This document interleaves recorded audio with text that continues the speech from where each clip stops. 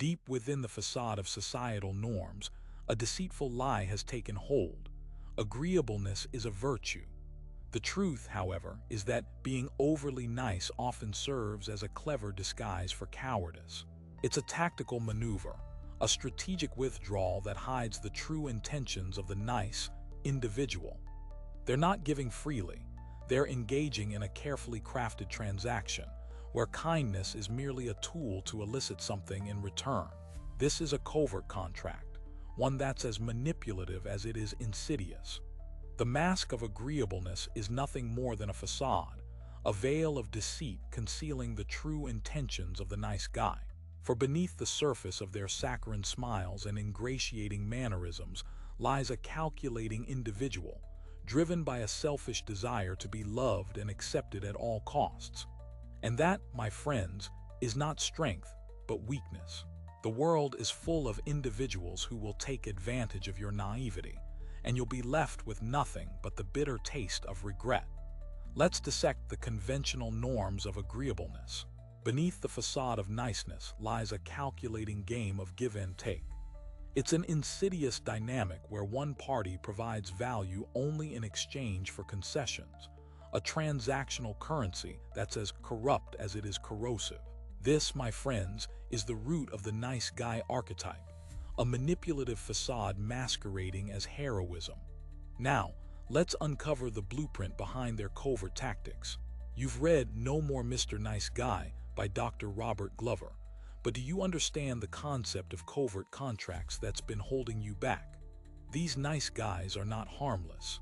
They're manipulative because they give only to get, often camouflaging cowardice beneath the guise of agreeableness. Their behavior is purely transactional, devoid of genuine emotions. Don't be fooled, the lines between niceness and narcissism are thin.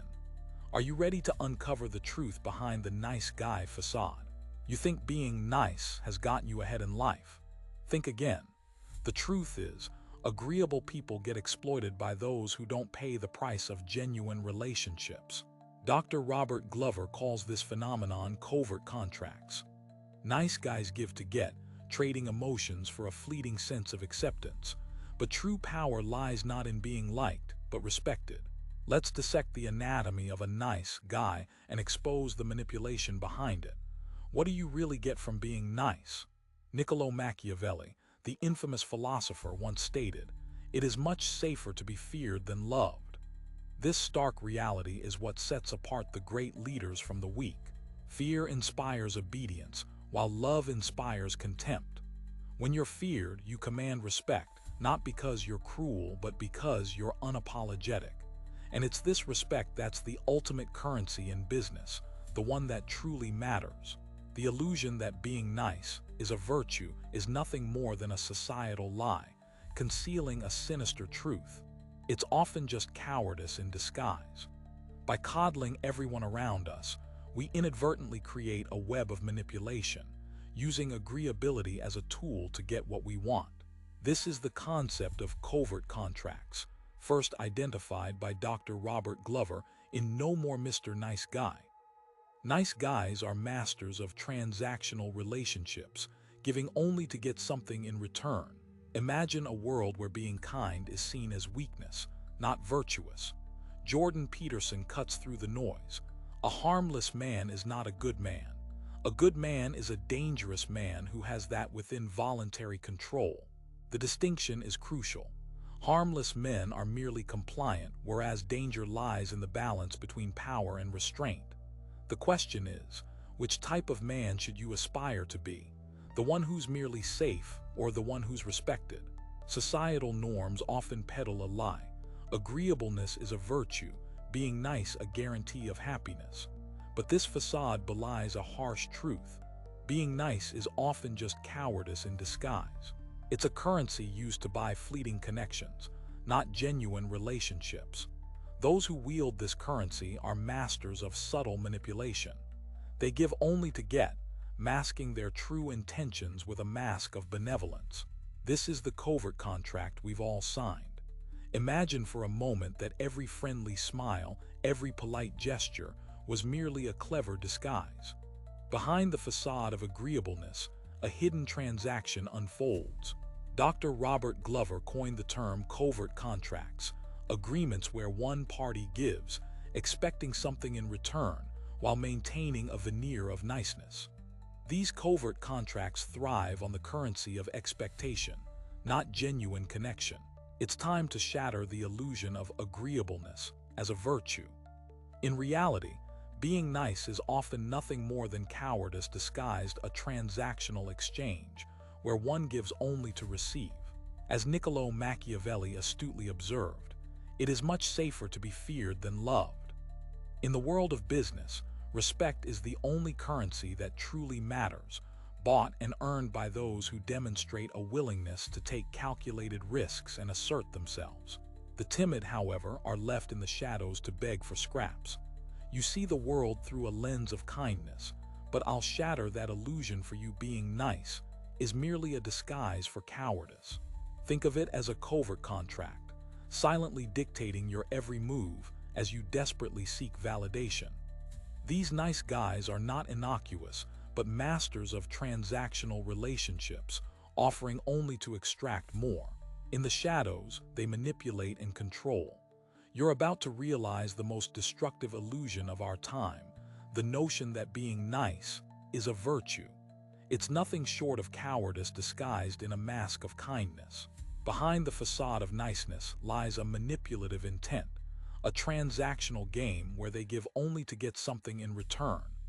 This is the hidden world of covert contracts, where the nice guy uses guilt and obedience to control others. Imagine you've spent years playing by the rules, always putting others first, and never raising your voice. But beneath the surface, a toxic dynamic has been secretly manipulating your relationships. This is the covert contract, a hidden agreement where you trade your integrity for fleeting approval. It's not just a weakness, but a clever ruse, making you dependent on the validation of others. Your true power lies dormant, suffocated by the suffocating expectation to be liked. In a world where nice is considered a virtue, I'm here to shatter that myth. Behind a mask of politeness, many nice guys are merely cowards, using their agreeableness as a tool to manipulate others into feeding their insecurities. They're transactional, giving only to receive, signing invisible covert contracts that bind those around them to obligations they'd rather not fulfill. Imagine being in a room full of strangers, yet everyone bends to your will without question. You don't smile, you don't make small talk, but your presence is felt. You're not liked, you're feared. And that, my friends, is the key to real power. Niccolo Machiavelli knew this when he wrote, "It is much safer to be feared than loved." Respected is a currency that buys loyalty, not friendship. The price of a timid smile is your own self-respect. Imagine there's a silent pact, a covert contract, where you surrender your worth in exchange for fleeting approval. But let's confront the brutal truth. Niceness is often a facade, a disguise for cowardice. The men who succeed in business don't pander to others, they inspire respect.